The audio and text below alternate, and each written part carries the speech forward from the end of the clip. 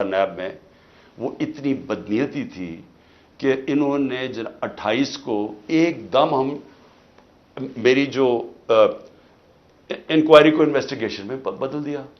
مجھے inquiry report ہی نہیں دکھائی اور 28 کو انکوائری سے انویسٹیگیشن کرتے ہیں, پہلی تاریخ کو میرا وارنٹ نکال دیتے ہیں اور مجھے پتہ ہی نہیں ہے کہ قانون کہتا ہے کہ انکوائری میں میرا جواب آنا چاہیے.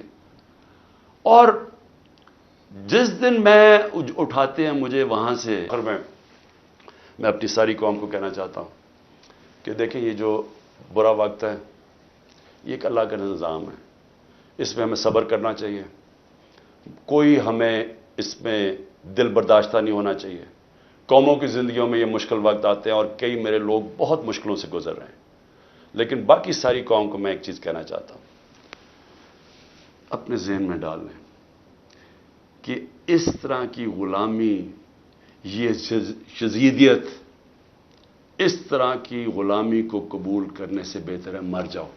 آگ کا کپتان جب تک اس کے اندر خون ہے وہ کھڑا ہے, آخری گیند تک لڑنے والا کیپٹن ہے آپ کا, ہار ماننے کا سوال پیدا ہی نہیں ہوتا.